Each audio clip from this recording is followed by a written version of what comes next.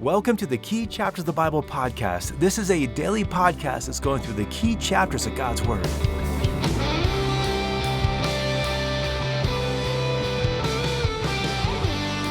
When it comes to how we worship God, who decides what we're going to do? Us, God, the worship leader in our church? Well, today in our study of Leviticus 10, we're going to read about Nadab and Abihu who offered strange fire to the Lord. And not only did this not please the Lord, it brought his wrath and judgment upon them. So welcome to the Key Chapters of the Bible podcast. My name is Russ Brewer, and we're going through the key chapters of the Bible, the ones that we really need to know in order to understand the message of God. And today we're studying Leviticus 10, which shows us the holy, reverent attitude we are to have when we come before the Lord. And this chapter establishes once and for all who decides how we'll worship the Lord. Now, as we come to Leviticus 10, this is our sixth day in the study of the book of Leviticus.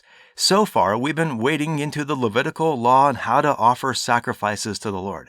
It's been clear that the worship of God is not a free-for-all. There are specific ways in which God is to be honored. And the underlying point of this whole study has been that we can't approach God on any terms other than the ones that He has prescribed. This goes all the way back to Adam and Eve and Cain and Abel and Noah, or even when God called Moses and made him circumcise his son in Exodus 4. We've seen time and again that God is not a game, and we can't do just whatever we want and call that worship. Instead, we are called to listen to God and follow His instructions. That's the heart of true worship. True worship worships God in spirit and truth. It is the demonstration of our submission to God, where we live out the reality that God is God and we are not. And because He is God, He calls the shots. And because He's the authority, we're saying to Him, I'll do what you say and not what I think, because you're in charge and I'm not. Now, a lot of people hear this point and they recoil at it. And that's no surprise. It's never been popular, going all the way back to Cain. And so, throughout the book of Leviticus, God has been making it abundantly clear to ancient Israel that even though they are the chosen people of God, they did not have a right to make up worship of Him. God decides how we worship Him and not the other way around. And the event in Leviticus 10 teaches them this point once again through the tragic example of Nadab and Abihu. So let's talk about what happens in this chapter. If you've already read Leviticus 10, then you know it doesn't take long for Aaron's sons Nadab and Abihu to get destroyed by the Lord for offering strange fire to Him. In verse 1, they offer strange, unauthorized fire before the Lord. And in verse 2, fire comes from the presence of the Lord and kills them. Now, this probably seems abrupt, but we need to keep in mind that these opening verses come right after the joyful record in Leviticus 9 of the consecration of Aaron, his sons, and the rest of the people. And in chapter 9, they have this long celebratory ceremony, and they obey all the steps prescribed by the Lord. But in chapter 10, Nadab and Abihu choose to modify those steps, and they're destroyed for it. Now why? Why were they destroyed? After all, they're worshiping the Lord. You'd think that God would be pleased. Instead, they're dead. Well, the answer to the question why goes back to the purpose of the Levitical priests. In fact, it's one of the fundamental purposes of the book of Leviticus and the Levitical priesthood. The Lord appointed the Levites to lead the people in worship as God's appointed priests. That's why God gave them this book. The book of Leviticus is the manual for the Levites and how to lead the people to worship God. Now, why did they have this role? Well, originally, the firstborn of Israel were to lead the people in worship. But Exodus 32 records what happened when the people have it their way. They make that golden calf. And at the end of that chapter, the tribe who sided with Moses was the tribe of Levi. In fact, it's one of the first times that they're mentioned in the Bible. I mean, technically, they're mentioned here and there going all the way back to Genesis 29. But considering how important they are to the religious life of the Jews, we don't hear much about them until Exodus 32 and the golden calf. But then, after Exodus 32, the Levites become God's representatives to the people and the people's representatives to the Lord. And that's why they were to live among the rest of the people, serving as examples of what it looks like to obey their covenant with God. Now, you might remember that they didn't own their own tribal land, and that fulfilled Jacob's prophecy back in Genesis 49:7, where Jacob prophesied that the Lord would scatter them in Israel. And so then as we reflect upon the events of the golden calf and the Levites' obedience to the Lord and their scattered role throughout Israel in the book of Leviticus, we're seeing that the Levites were missionaries. They were ambassadors who lived among the people, calling the nation of Israel to obey their covenant with God. Therefore, it stands to reason that from among this tribe would come the priests. But here's the thing, not every Levite was a priest. It's true that every priest was a Levite, but not every Levite was a priest. The only true priests were those ordained to lead the people in worship. The priests were Levites who were specifically trained in the book of Leviticus to lead the people in the worship of the Lord. This Levitical priesthood was basically an ancient form of quality control. The incident of the golden calf in Exodus 32 demonstrated that if the people do whatever they want, they'll adopt the man-made religions around them and do whatever is culturally cool at the time. The priesthood was to make sure that didn't happen, which then brings us back to Leviticus 10, when Nadab and Abihu offered this unauthorized fire before the Lord. This was a big deal, especially considering where this was in Israel's history and who this was in terms of Israel's leadership. Verse 1 tells us that Nadab and Abihu were the sons of Aaron. Now, you'll remember who Aaron was. He's Moses' brother. He's the guy who went with Moses to take on Pharaoh. He's the guy who did the majority of the talking. He's the guy who led all the people in the worship of the Lord. He's also the guy who is supposed to make sure that everything that we've been reading about was followed by the rest of the Levitical priests and stayed in alignment with God's instructions. And so Aaron was super important in the establishment of the nation of Israel and in the purity of her devotion to the Lord. And so you can imagine some of the prestige it would have been to be one of Aaron's sons. In fact, Aaron's sons were pretty important too. Their birth was specifically recorded back in Exodus 6:23. They were part of the 70 leaders who met with the Lord in Exodus 24. In Exodus 28:1, they were specifically appointed by God to be part of Israel's first priesthood.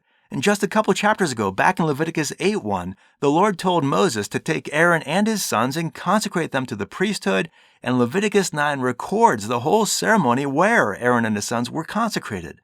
And so these guys are legitimate leaders. But it looks like all of this authority went to their head, and Aaron's two sons think they've got this whole worship of the Lord figured out, just light a fire, burn an animal, not much to it. And so in verse 1, they go and they get a fire pan. Now, a fire pan is basically something that they had back then to keep embers burning so they could always light a fire. And so they get this fire going, and they put incense on it, and they offer it to the Lord as worship. Now, the ritual wasn't the problem. It was worshiping God with fire that did not originate with Him. The sacred fire that they were supposed to use came from God. And you see this at the very end of chapter 9. Here we are, we're in Leviticus 10:1, and Nadab and Abihu, they're offering this strange fire to the Lord.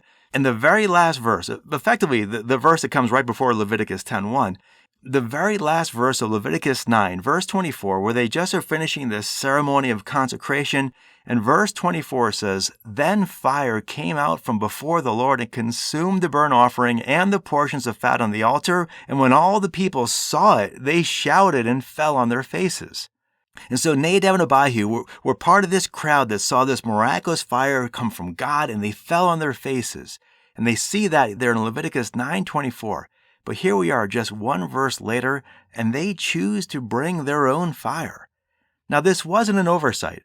Exodus 30 verse 9 specifically commands the people to not bring just any old fire before the Lord. Exodus 30 verse 9 says, "You shall not offer any strange incense on this altar or burnt offering or meal offering, and you shall not pour out a drink offering on it." And so they knew not to offer strange fire before the Lord. But what's strange fire? Strange fire is any fire that didn't originate from the sacred bronze altar that was lit by the Lord back in Leviticus 9:24. According to Numbers 3:4, no other fire was acceptable to the Lord. In fact, later, when Solomon built the temple which would replace the tabernacle, God also lit that fire in 2 Chronicles 7:1. Not only that, but we saw back in Leviticus 6:13 that this fire was to burn continuously as a constant reminder of God's presence, His holiness, and His power. Nadab and Abihu knew all this as God's appointed and consecrated priests, but still they disregarded the Lord and His commands. So here you have the start of the nation of Israel. They've just been delivered from Egypt. They saw God's warnings when Moses was on Mount Sinai to not even touch the mountain or they would die. They saw what happened in Exodus 32 with the golden calf, where the people did their own thing and they suffered greatly for it. And the Lord has been giving them all these specific instructions, constantly saying, this is holy, or this is dedicated just for the Lord, or this needs to be separated. And so you got all of this, and right out the gate, the leader's very own sons are disregarding the teaching of the Lord and making up their own form of worship. Now, why did they dishonor God this way? Well, later in verses 16 to 20, Aaron's other sons seem confused about some of the sacrifices, and perhaps these guys hadn't put the work in necessary to truly learn this stuff. And maybe Nadab and Abihu just really weren't that serious about learning the ways of God. There's possibly another hint also in verses 8 and 9. In verses 8 and 9, the Lord prohibits his servants from coming before him having drunken any wine or strong drink. And perhaps Nadab and Abihu were under the influence of alcohol. Either way, we're seeing this serious mindset that we're to have when we approach the Lord. Nothing is to taint our judgment when it comes to our obedience to him. And so, going back to Leviticus 10, this whole passage, it's unsettling. In our world where everything goes, we might celebrate these guys for their sincerity and their creativity and their ingenuity. We might even join with them. But clearly the Lord doesn't see it this way. And so in verse 3, Moses then turns to Aaron and basically says, remember that the Lord has said, by those who come near me, I will be treated as holy, and before all the people, I will be honored. Well, Aaron sees his point, doesn't say anything. And because a priest could not touch a dead body, in verses 4 and 5, the sons of Aaron's uncle take away the bodies of Nadab and Abihu. And this whole matter, it's so serious. In verses 6 and 7, Moses explains to Aaron and his sons that this was not a time to grieve the loss of Nadab and Abihu. This was a time to recognize how holy the Lord is and let nothing, not even the death of family members, keep them from serving the Lord. Moses then continues on and gives them some guidance about how to finish up their offering in a way that conforms to the Levitical instruction. In verse 12, Moses instructs Aaron's other sons, Eleazar and Ithamar, to eat the offering. Remember, we talked about that part of the ceremony back in Leviticus 2:3. Now, Eleazar and Ithamar were also priests, and the high priesthood would come through Eleazar. Now, it should have come through Nadab, but because of his sin, it's transferred to Eleazar. And here we're seeing that Eleazar and Ithamar, they eat this offering because it was clean and sacred and commanded by God. And then in verse 14, they're also to eat the meat of the wave offering. Remember from our study back in Exodus 30 that a wave offering was lifted up to the Lord and then given back to the worshiper.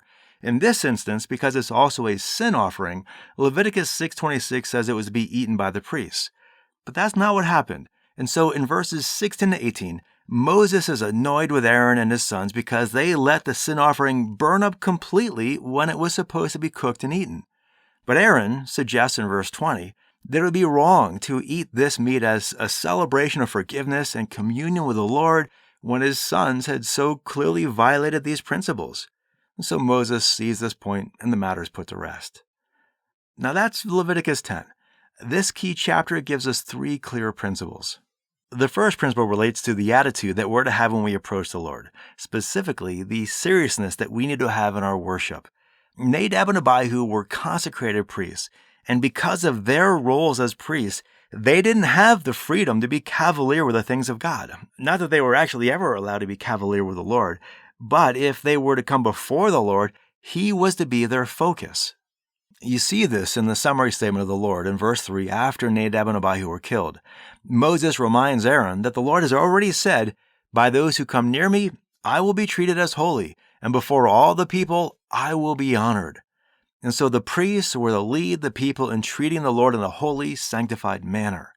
The nation would only rise to the spiritual level of the priests. And if they did not regard the Lord as holy and seek to be consecrated to Him, no one else would.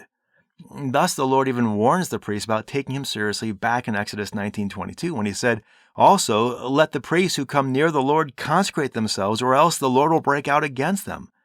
And so the Lord is calling His leaders to lead in faithfulness, otherwise they will face His judgment. Along those lines, another key takeaway from this chapter is the summary given in verse 10, which says that the people were to make a distinction between the holy and the profane, between the unclean and the clean. Now, in our modern day, we tend to treat everything the same. Generally speaking, we don't really hold some things as being more sacred than others. And yet, verse 10 reminds us of the principle of separation. And while we ought to bring the Lord and His holiness in every aspect of our life, not everything that we might think is holy truly is. And to discern this distinction, verse 11 calls Aaron to, it says, teach the sons of Israel all the statutes which the Lord has spoken to them through Moses. And that reminds us of the ultimate purpose of the priests, to teach and lead God's people to obey their covenant with Him.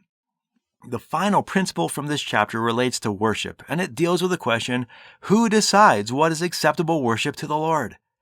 We tend to define worship as whatever makes me feel warm and cozy with God. We think of worship as an emotional feeling. But here we're seeing that true worship starts with obeying God. Worship, it's an eminently holy act of obedience, and it's possible to come before the Lord without any true worship at all. True worship is carrying out the principle that God is God and He's in charge, and we're here for Him to do what pleases Him. We don't make things up for ourselves. We're not the one who's being worshipped. God is. In the Old Covenant, they worship the Lord through all these rituals and ceremonies. And this may lead us to ask, is this still what we're supposed to do? Does God still want us to worship Him through ceremony? Well, some Christians might think so, and they might try to make up new ceremonies for God. But Leviticus 10 shows us that God is not calling us to make up our own ideas about worship. Not only that, we see it in the New Testament that these sacrifices, these rituals, these ceremonies were fulfilled in Christ, and it never tells us to make up new ones. So then how do we worship the Lord?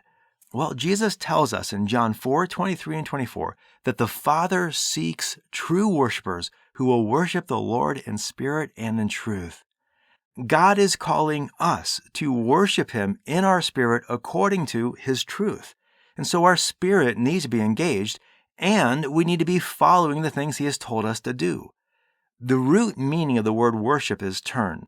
Now, sometimes people say it's worth, where we celebrate God's worth. And while that's true, the meaning of worship, at least the English word worship, goes all the way back to turning, where we turn from ourselves and things of this world to worshiping and celebrating God's wisdom and the truth we know about Him. And so worship is focusing on and rejoicing in truth about God. This is the core idea that Hebrews 13 teaches about worship in the New Covenant. Listen to the following passage from Hebrews 13, verse 15. The author says, through Him then, and that's speaking of through Jesus, through Him then, let us continually offer up a sacrifice of praise to God. That is, the fruit of lips that give thanks to His name. And so here, we're to continually be praising God. That's the fruit of our lips where we give thanks and praise to God. Now that phrase continually there, continually offer up a sacrifice of praise, that should remind us of the fires that will continually be burning before the Lord. And the phrase, the fruit of the lips that give thanks to His name, that should remind us of the grain offerings where the worshipers would celebrate God and give Him thanks for His abundant blessings in our life. And so, under the new covenant, we're all priests before the Lord. There are no longer Levites and sons of Aaron, but there are God's people continually offering the sacrifice of praise and thanks to Him. And so let's end with the question. Think about how you tend to spend your day. Are you continually offering praise and thanks to God? Or when was the last time you offered a sacrifice of praise to Him?